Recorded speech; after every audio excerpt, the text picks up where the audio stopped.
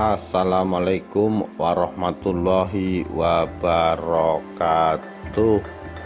Rahayu Rahayu Sagung Dumadi. Detik-detik akhir perjalanan hidup Prabu Brawijaya V.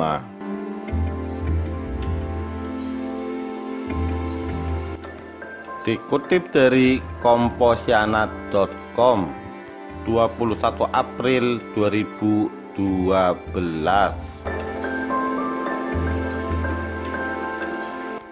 Gusti Prabu, sesungguhnya ini berkaitan dengan wisik yang hamba terima kemarin malam.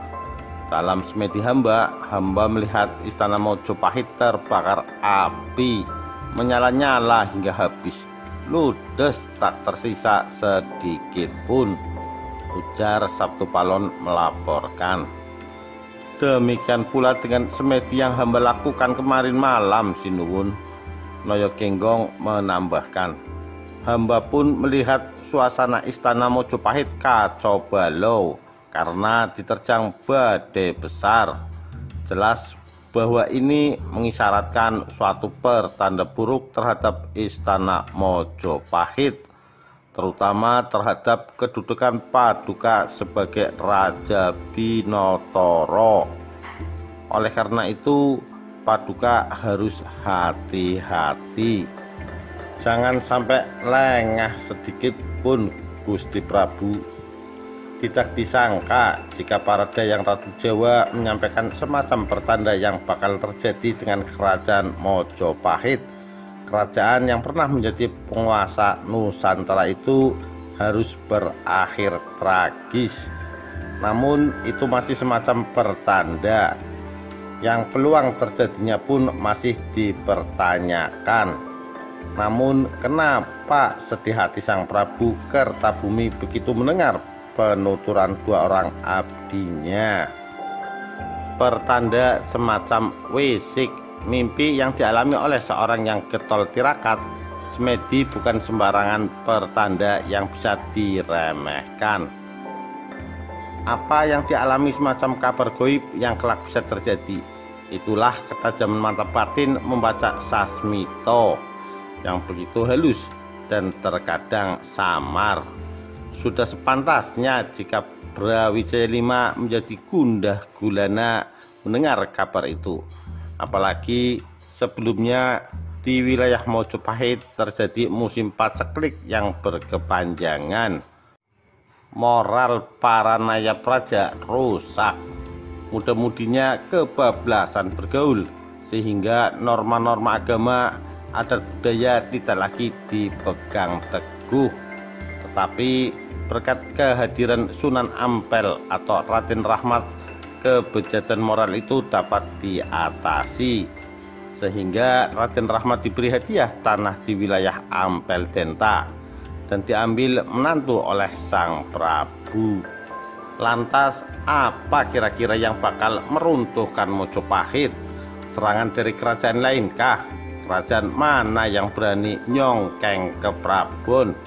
Bukankah Mojopahit yang sudah lama mencercap manis asinnya medan pertempuran? Semangat keprajuritan Bayangkara peninggalan Patih Gajah Mada setidaknya masih mengalir dalam darah mereka.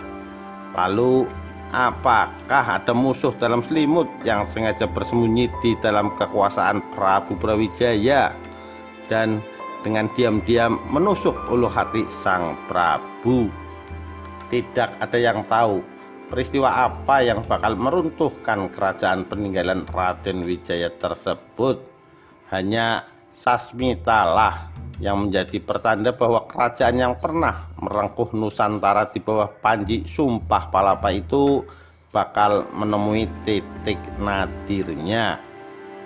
Dua kemungkinan yang merongrong kekuasaan Majapahit, yakni faktor internal dan eksternal. Lantas elemen-elemen apa saja yang menjadi faktor-faktor tersebut masih menjadi teka-teki. Catatan sejarah banyak yang mengaitkan bahwa detik-detik akhir kekuasaan Majapahit berhubungan dengan awal masuknya Islam dalam lingkungan istana kerajaan. bukan kedatangan para muslim di wilayah Mojopahit. Sebab orang-orang muslim sudah berdatangan sejak pemerintahan Hayam Wuruk, meski masih sebatas para pedagang Timur Tengah dan Cina. Hubungan antara orang-orang Islam dengan orang-orang Mojopahit yang kebanyakan beragama Hindu-Buddha dan Kejawen tidak ada masalah. Bahkan sejak dahulu Mojopahit memegang teguh kebinekaan yang diikat dalam tunggal ekanya. Prabu Brawijaya V sendiri, istri-istrinya kebanyakan menganut Islam, meski sang Prabu sendiri waktu itu berpegang teguh pada agamanya. Permaisurinya Dewi Darawati merupakan anak raja dari kerajaan Cempa yang beragama Islam. Dari permaisuri ini kelak yang melahirkan Retno Pembayun, ibunda dari Kebo Kenongo. Kebo Kenongo sendiri tak lain adalah Ramanda dari Joko Tingkir yang kelak menjadi Raja Pajang setelah Demak runtuh. Selir-selirnya juga beragama Islam. Sebut saja Dewi Kian. Dewi Kian merupakan putri dari Cina. Karena urung dijadikan permaisuri oleh sang Prabu dan demi menghindari perseteruan dengan Dewi Darawati, akhirnya Dewi Kian diungsikan ke Palembang, ikut selir dan anak dari selir yang bernama Dewi Dilah. Kelak Dewi Kian masuk agama Islam sebab persinggungan dengan Dewi Dilah dan Pangeran Arya Damar. Dari Dewi Kian inilah lahir Pangeran Jimbun yang kelak disebut Raden Patah, Raja Demak yang sekaligus kerajaan Islam pertama di tanah Jawa. Secara internal tidak ada gejolak yang berarti antara sang Prabu dengan istri dan anak-anaknya yang notabene berbeda agama. Pertanyaannya, apakah perbedaan keyakinan ini yang menjadi simbol api dalam wisiknya Sabdo Palon? Jika iya, apakah anak-anak keturunannya sang Prabu begitu tega menggulingkan ayahandanya sendiri? Pertanyaannya, lalu ejawantah apa dari simbol badai? Mojopahit dengan kebesarannya pun ternyata tidak bisa lepas dari tindakan makar dari kerajaan lain. Kerajaan mana yang berani makar? Bibit badai itu ternyata berasal dari Kediri. Kediri dengan rajanya Kirindra Wardana telah lama ingin menumbangkan kerajaan Mojopahit. Menelisik sejarah antara sesepuh Kediri, Raja Kertajaya dan Mojopahit Ken Arok memang sejak dahulu bagaikan musuh bebuyutan. Kenyataannya, kerajaan Kediri di bawah Raja Kirindrawardana benar-benar mampu menaklukkan kekuasaan Brawijaya V. Kekalahan Majapahit ini ditandai dengan Candra Sengkolo, sirna ilang kertaning bumi yang mengisyaratkan tahun 1400 Saka atau 1478, bahwa segala sesuatu mempunyai masanya. Demikian halnya dengan Mojopahit, pasti pada saatnya akan mengalami kehancurannya. Tidak ada yang langgeng di Marcapada ini, Gusti Prabu. Lalu rencana apa yang diambil sang Prabu pasca kekalahan ini? Mempersiapkan bala tentara yang berserak, kemudian mengempur kembali Raja Kirindrawardana kah? Kalau menurut hamba, sebaiknya Gusti Prabu mempersiapkan mukso dengan menjalani tapa brata atau semedi di Gunung Lawu, tepatnya di kawasan Argolawu. Itulah dharma yang sebaiknya Gusti Prabu lakukan setelah lengser ke Prabon nanti. Moksa, saran yang lucu jika kita sandingkan dengan paradigma politik perang atau politik kekuasaan era sekarang. Bagaimana tidak? Seharusnya tindakan yang diambil adalah mempersiapkan kekuatan baru, berkoalisi, mencari sekutu baru untuk merebut kekuasaannya kembali. meski kelak kemudian harus berbagi kekuasaan dengan para sekutu-sekutunya tersebut. Bukankah itu lebih bergengsi?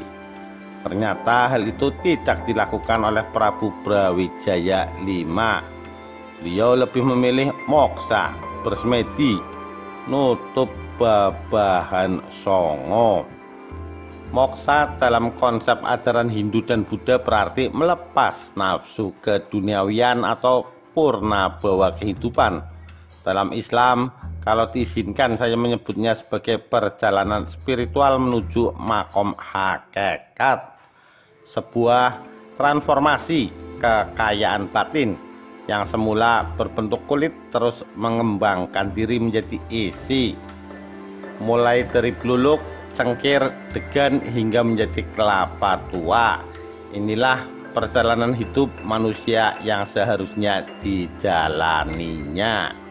Kekalahan Mojopahit dan diikuti dengan moksanya Prabu Brawijaya V menjadi hal menarik bagi sejarah kerajaan-kerajaan selanjutnya. Secara de facto memang Brekertabumi telah kehilangan kekuasaannya. Mojopahit berpindah tangan ke Raja Girindrawardhana yang kemudian menempatkan diri sebagai Brawijaya V. Namun secara darah daging Raja Kertabumi masih langgeng terus. Buktinya anaknya Pangeran Jinbun atau Raden Patah kelak menjadi raja yang tersohor kekuasaannya.